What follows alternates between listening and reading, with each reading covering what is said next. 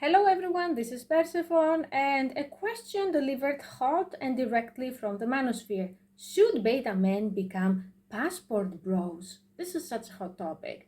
The man who is disrespected, devalued and marginalized in his country and goes to an exciting journey to find an exotic beauty in some faraway land. Sounds like a dream come true until you see all of the videos from the guys who did that and then their wife abused them, doomed them into a dead bedroom, kidnapped their kids, and so on. So what should you do if you are an empowered beta man in 2023?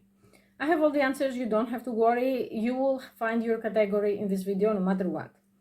First of all, not all beta men are the same. We don't generalize in this channel. If I say alpha or beta, sometimes for the sake of convenience, that doesn't mean that all of you are the same.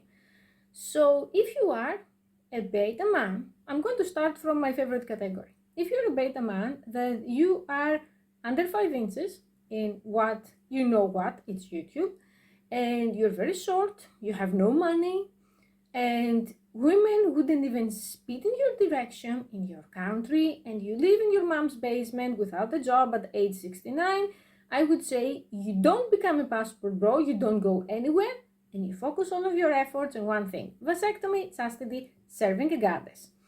I don't believe that you should become a passport bro if you have any of the above for a simple reason. No one needs your twinsies in the West, no one will need your twinsies in the East.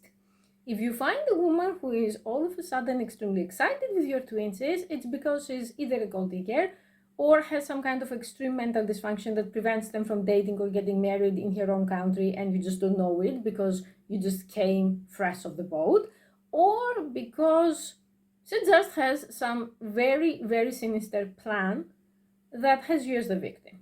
So you don't need to go anywhere, you need to dedicate yourself to a femdom plan. Trust me, you will thank me later.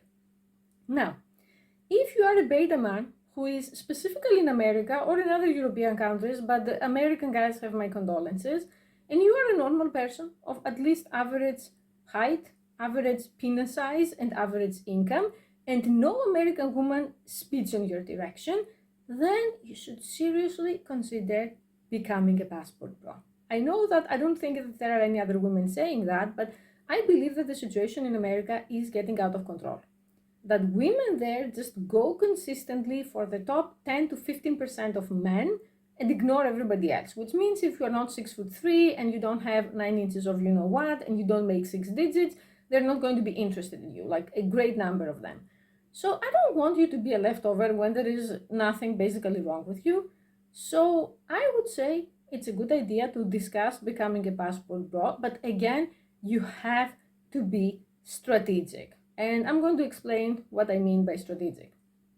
Now, if you are what I said above, like you're average at everything and you would go to, let's say, Asia, and you are white, I try to be a fair person, okay? When it comes to Asians and other people that unfortunately they have this colonial mentality of worshipping whiteness, I don't know how to say this politically correctly on YouTube, but it's true, then you don't really have to do all that much. I'm still going to tell you what things to do to stay safe and be successful, but basically, if you're a 6 in a white country, you're going to be a 9 over there just because you're white. It's horrible, I know, it shouldn't be this way, but currently it is this way, and because I don't want you to die alone in your apartment, we're going to make good use of that.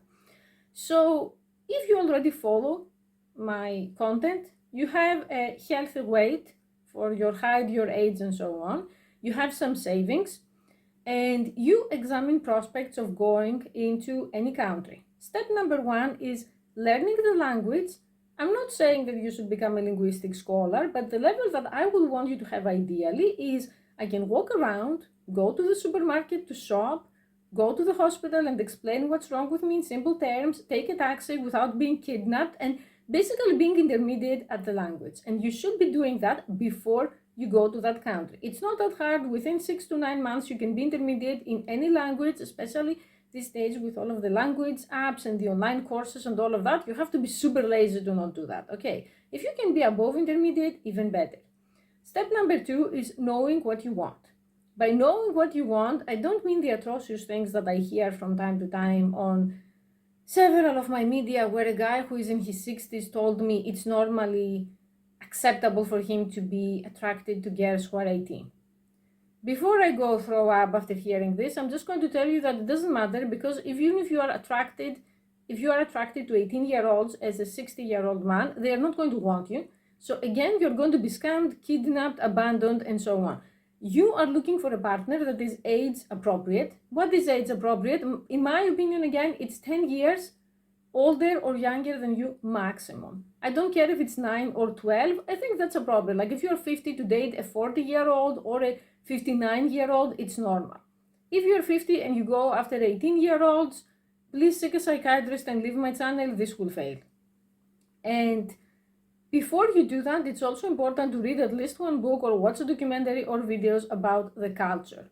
The most repulsive thing is the sexpat who goes somewhere, doesn't know how to behave, causes problems constantly, drinks and passes out in the middle of the street, doesn't speak the language in the country after being there for 11 years, and overall is the bad stereotype. You're not going to be that stereotype. You're going to be going there and killing it, being a celebrity with how well you do. That's what I want for you. So all of this will take planning. Plan number 3, you're not going to tell your mom, your best friend, or whoever is in your real life that you want to go there. They're going to sabotage you, they're going to try to stop you, and they're going to be negative and overall ruin your enthusiasm. Do you know how I know that? I already know that these people are toxic before I even met them. If you have been single for years and years and years, and you have a mom and at least one best friend or at least other people in your life, and they didn't try to set you up with at least 2 girls or 2 women, depending on your age, they just need you single.